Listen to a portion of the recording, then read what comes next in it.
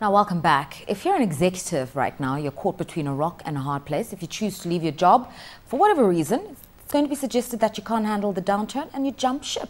If you stay and you don't deliver a recovery for the company, you're going to be the CEO who failed. So what do you do?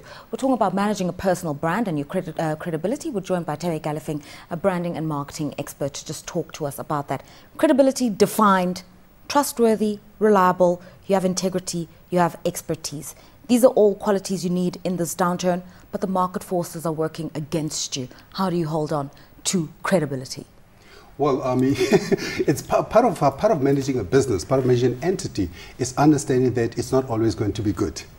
You have to take the same attributes and apply them during the up as well as during the downturn, because the CEO is the embodiment of the organization. He or she is the catalyst to the future wealth of the organization, to the reputation that people have of an organization. Matter of fact, people have said, Business Marcella has said, 50% of a reputation of an organization is embodied in the CEO. Okay.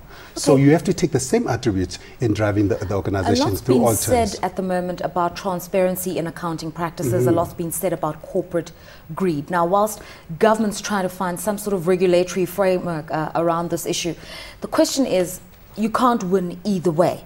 You've got to be transparent about your financials, and yes, for everybody that's not looking good, it means you're not necessarily going to attract investment unless you're a value investor in these markets. It means you might not get the company out of the spiral.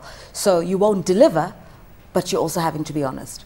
You have to be honest at all times, because sooner or later, I think the worst crime is a crime of non-disclosure. The worst crime that a CEO or any organization can do is a crime that when people discover much down the road that the problem is actually much worse than it is. So it is better, as a matter of fact, as most experts have said, they said, well, if it's going to go down, then let it go down honorably, because it means the fundamentals are probably not in place.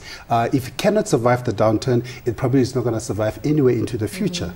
What do you do as a CEO? Your financials are not looking good. The outlook for the company is not looking good. You're being transparent.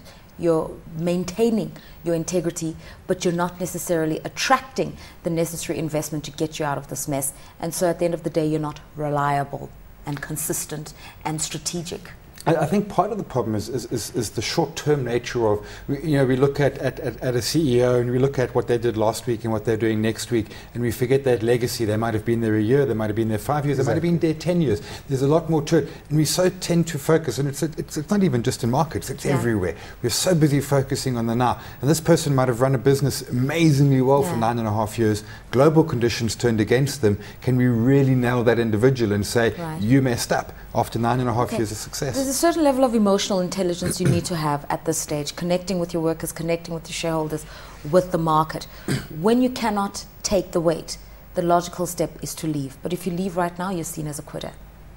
Well, what I've always believed that a CEO does for any organization beyond the reputation is the confidence, because 94% of investors, they say they put their trust in an organization based on the confidence they have in the CEO. So if the CEO has lost confidence in himself or him or herself, they should quit. I think they should honorably say that this problem is bigger than me, because the worst thing that can happen, is to lead a falsehood and to lead a life where you know that you actually are not going to be able to get out of this thing. So to me, it's better to be a quitter, and to be openly so, rather than to fight knowing that you don't know how to fight. But I think just another way of putting it is to say these are unrealistic expectations of the company and myself, and either we revise the expectations or I go. Or I go, exactly. Okay. Please. Thank you very much, Thebe Galefeng. Thank you, Simon, for being with us all the way through. Pleasure. Thank you at home for watching Business AM this Thursday morning.